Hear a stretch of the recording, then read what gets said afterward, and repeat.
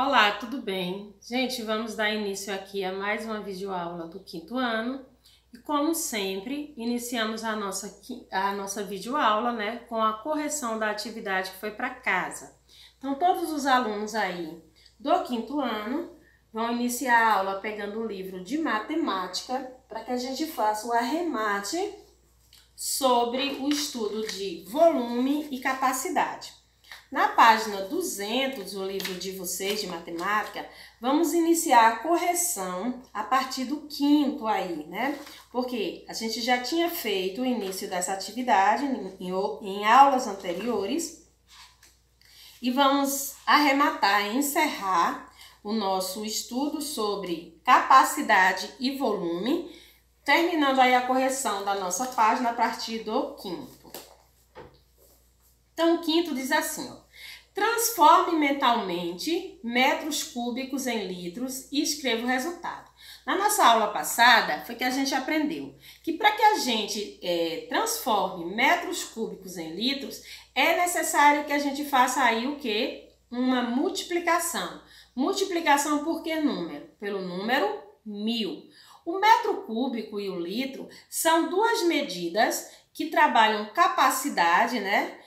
Uma na questão de volume e outra na questão do litro, mas que estão intimamente interligadas. Então, eu quero transformar aí o metro cúbico em litro, eu vou pegar e vou multiplicar por 1000. Por isso que ele pede aí para vocês fazerem isso mentalmente. Então, 9 vezes 1000, 9.000 litros. Letra B. 6,7 metros cúbicos vezes 1000 vai dar aí 6.700 litros. Letra C, 0,3 vezes 1000, 300 litros. Letra D, 15 vezes 1000, 15.000 litros. Letra E, 0,200 metros cúbicos vezes 1.200 litros. Letra F, 5,250 metros cúbicos vezes 1000 vai dar aí 5.200 litros. Sexto, transforme. Gente, aqui na letra F, 5,250 metros cúbicos vezes 1000, 5.250 litros. Eu disse isso, não foi? 5.250 litros. Pronto. Sexto, letra A. Vamos aí agora transformar litros em metros cúbicos. Então, a gente vai fazer aí a operação inversa. Em vez da gente multiplicar, nós vamos dividir por 1000. Então, eu tenho na letra A 7.000 litros, então 7.000 dividido por 1000 vai dar quanto aí, gente? 7 metros cúbicos. Quando eu digo metro cúbico, é para vocês colocarem a letrinha M elevado a 3, viu? Na letra B, eu tenho 5 litros dividido por 1000. Percebam que essa atividade eu fiz ontem na explicação para vocês. Então, qual a resposta? 0,005 metros cúbicos. Letra C. 2 litros dividido por 1000 vai dar 0,002 metros cúbicos. A Pro ensinou ontem como fazer essa divisão quando o dividendo é menor que o divisor. 34 litros dividido por 1000 vai dar aí o que, gente? 0,034 metros cúbicos. Letra E. 683 litros dividido por 1000, o resultado será 0,683 metros cúbicos. 0,683 metros cúbicos. Vamos agora para os probleminhas aqui em cima, ó. Em uma caixa d'água tem capacidade de 3 metros cúbicos. Quantos litros ela tem de capacidade para armazenar? Tranquilo, né? Para descobrir litros, eu vou pegar os 3 vezes 1000 e aí eu descubro que essa caixa d'água tem 3.000 litros de capacidade para armazenar. Um depósito contém 350 litros de suco. Quantos garrafões de 5 litros podem ser preenchidos com esse suco? Então aqui a gente tem litro e litro, vou pegar 350 dividido por 5, que vai dar 70.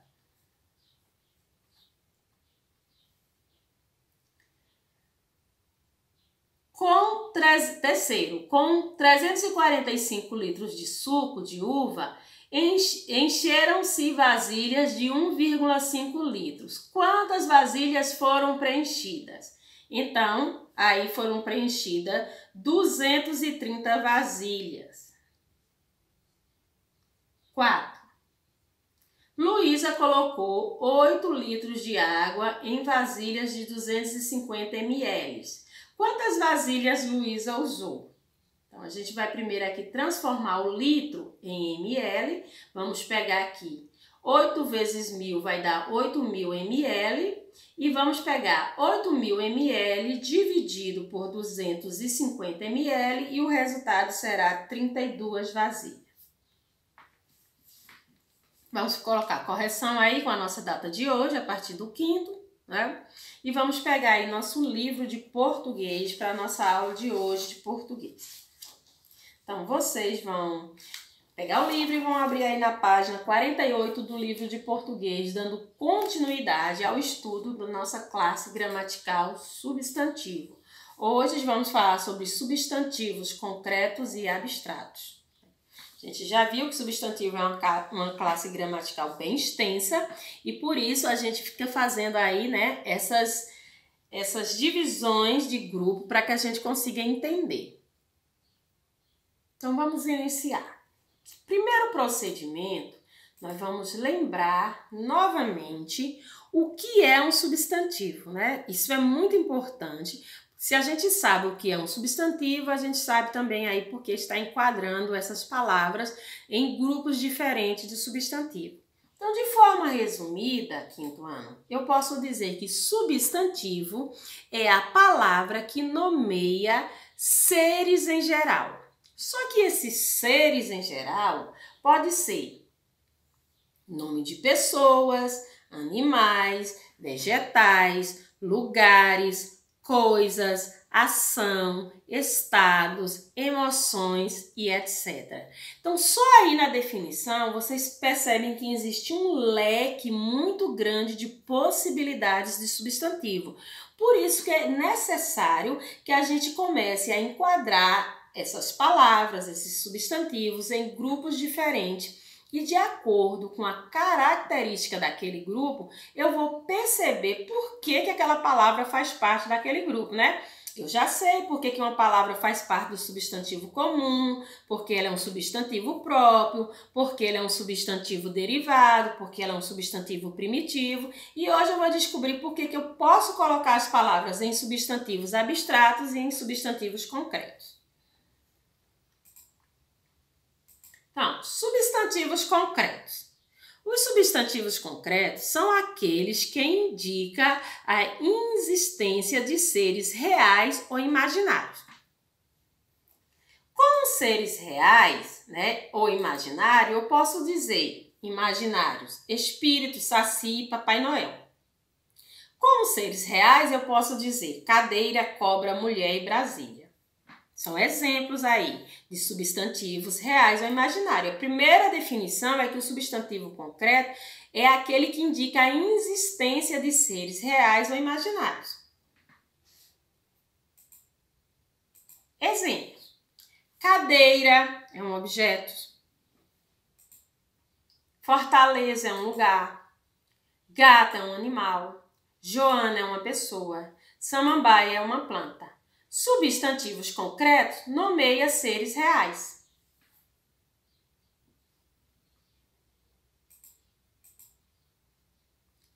As palavras que designam seres inexistentes, fictícios, mas que possuem um conceito conhecido por todos, também são considerados substantivos concretos. Então é por isso, gente, que enquadramos Papai Noel, Saci Pererê, Fada do Dente, Mula Sem Cabeça, no critério de substantivos concretos, né? Por quê? Porque esses seres que são fictícios, imaginários, eles fazem parte de um contexto conhecido, né? Eles fazem parte ali do nosso dia a dia, através de histórias. Então, por fazerem parte desse conceito conhecido, eles também são enquadrados nos substantivos concretos.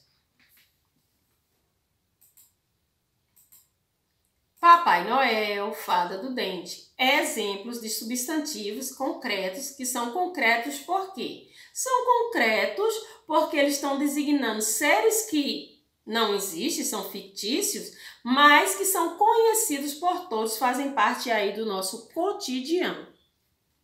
Por isso que lá no início do nosso slide ele disse que substantivos que existem, né, designam aí seres com existência concreta de seres reais ou de seres imaginários. Então eu trago aí para vocês 2 exemplos. O primeiro diz: Joana comeu uma lasanha. Aqui eu grifei a palavra Joana, que se trata de um substantivo próprio, pois é o nome de uma pessoa, mas também é um substantivo concreto, porque Joana é um ser que não precisa de outro para existir, ela existe por si só. Então, Joana é um exemplo de substantivo concreto. Lasanha, do mesmo jeito. Lasanha é um substantivo ali real, né, existente, que não precisa de outra pessoa para existir. Eu não preciso que aconteça, esse nome lasanha não está atrelado a outro substantivo para existir. Vocês vão entender quando eu digo isso, a outro substantivo para existir. Então, lasanha também é um exemplo substantivo concreto. Outro exemplo aqui, ó. Gustavo arrumou a minha bicicleta. Gustavo é um exemplo substantivo próprio, mas também é um substantivo concreto. E bicicleta também é um exemplo aí de substantivo concreto. Vamos descobrir aí o que são os substantivos abstratos. A partir dos abstratos é que a gente vai conseguir entender essa questão de precisar de outro ser para existir. Vocês vão entenderem aí agora, né? Os substantivos abstratos são aqueles que nomeiam conceitos abstratos. Ou seja, que não podem ser vistos, imaginados, definidos ou desenhados. Esse aí é um dos conceitos do substantivo abstrato. Então vamos aí no exemplo. Abstrato, a palavra abstrato deve trazer aí para vocês. Progi, o que é abstrato?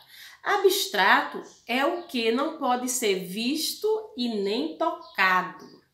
Ah, mas eu nem posso ver o Papai Noel e nem tocar no Papai Noel também. Sim, certo. Só que o Papai Noel é um exemplo de ser imaginário que não precisa de outro para existir. E os substantivos abstratos, eles precisam de outro ser para existir. E vocês vão entender quando a Pro trouxer aí os exemplos.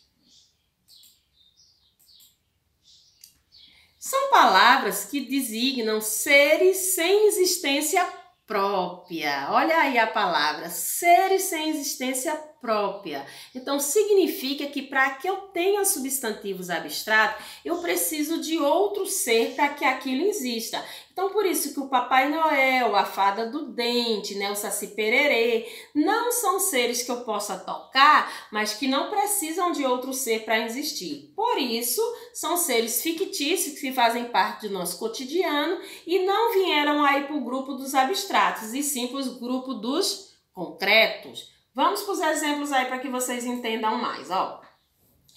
Exemplos de substantivos abstratos.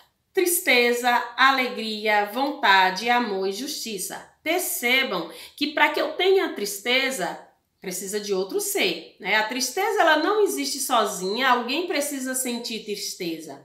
Alguém precisa sentir alegria, alguém precisa sentir vontade, amor ou justiça. Então, todos os exemplos de substantivos abstratos, eles precisam de outro ser para existir. Então, quando a Pro diz não precisa de um ser para existir, significa que ele existe por si só, é um substantivo concreto.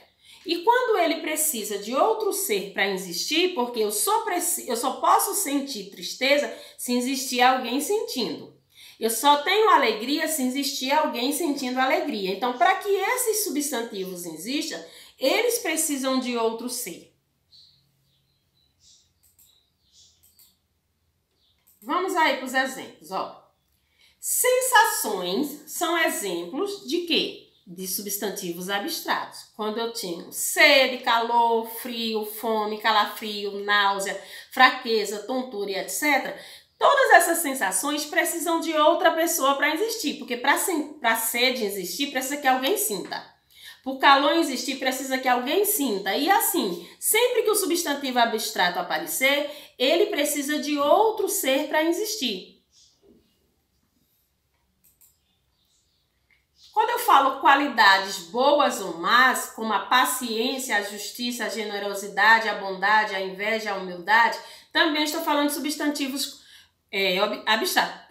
Mas a senhora não disse que é qualidades aí? Gente, eu não estou dizendo assim. Joana é paciente. Ou seja, Joana é paciente. Paciente vai ser um adjetivo. Mas para sentir paciência, para ter justiça, para ter generosidade, bondade, inveja e humildade, isso aí, as palavras paciência, justiça, generosidade, são substantivos e não adjetivos. Porque adjetivo é a qualidade que eu atribuo a um sujeito. É diferente, viu? Nesse caso aí eu estou falando de substantivos abstratos, porque a paciência, ela precisa de alguém para existir, a justiça, ela precisa de alguém para existir, e são qualidades, mas são substantivos abstratos. Estado, como doença, riqueza, juventude, pobreza, velhice, palidez, exemplos de substantivos abstratos. Até agora, tudo que a Pro trouxe para vocês podem perceber nitidamente que para que esse substantivo exista, ele precisa que outro também exista. Por isso que eu disse assim, a existência dele está atrelada, intimamente interligada com outro ser. Sentimentos como alegria, saudade, tristeza, amor, ódio, raiva, orgulho, otimismo são exemplos substantivos abstratos, e noções como peso, tamanho, altura, largura, cor, comprimento também são exemplos substantivos abstratos. Então, o que a gente pode perceber aqui, quinto ano? Que o concreto é aquele que não precisa de nada para existir, ele existe por si só, por isso que até aqueles seres fictícios, como a Pro já falou aí, mula sem cabeça, boitatá, fada do dente, Papai Noel, Saci, esses seres imaginários foram fazer parte da categoria dos substantivos concretos, justamente aí por essa característica. Eles fazem parte do nosso cotidiano, do conhecimento de todos, e para que eles existam, não precisam de outro ser. Eles existem de forma isolada, eles são sozinhos. Já todos os substantivos abstratos, para que eles existam ali, a gente está falando de emoções, sentimentos, então precisa de um ser para que a gente consiga trabalhar aí com esse substantivo abstrato. É como a Pro sempre fala, para que eu tenha alegria, precisa que alguém sinta, para que eu fale de paciência, precisa que alguém tenha, para que eu sinta calor, precisa que alguém sinta também. Então percebam que esses substantivos necessitam de outro ser para que eles existam. Ações como viagem, compra, crescimento e arrumação também são exemplos. Então vamos trazer exemplos aqui para vocês. A alegria estava presente naquela festa. Então, para que essa alegria existisse, o que precisou? Que acontecesse uma festa. Então, percebam que esse substantivo aqui abstrato estava intimamente atrelado a um acontecimento. Então, para que ele existisse, era necessário que acontecesse alguma coisa. Ela estava nitidamente com saudade. Então, para que a saudade apareça, precisa que alguém sinta. Então, saudade está o quê? Interligada a ela, né? Ela precisou sentir a saudade. E por isso, saudade aí é também um exemplo de substantivo abstrato. Então, acho que não é um conteúdo de difícil entendimento, né? Muito prático, a gente pode resumir de forma prática. Concreto é aquele que existe isoladamente, sem precisar de outro para existir, como é o caso do nome dos objetos, né? Como é o caso do nome de alguns elementos do nosso cotidiano imaginário. E os substantivos abstratos é aqueles que, para que eles existam, necessariamente eles têm que estar atrelados a um outro ser. Para casa, a gente vai ter aí a atividade do livro, na página 48 e 49 do livro de vocês. A Pro sempre diz aí para vocês, leiam novamente o conteúdo, se necessário for reveja a aula, né? Se não, a gente pode fazer anotações aí das nossas dúvidas para na nossa aula de revisão, a gente colocar e expor aí para a Pro, para que ela possa fazer uma nova aula para tirar todas essas dúvidas com vocês. Então vamos ficar por aqui e até a nossa próxima videoaula.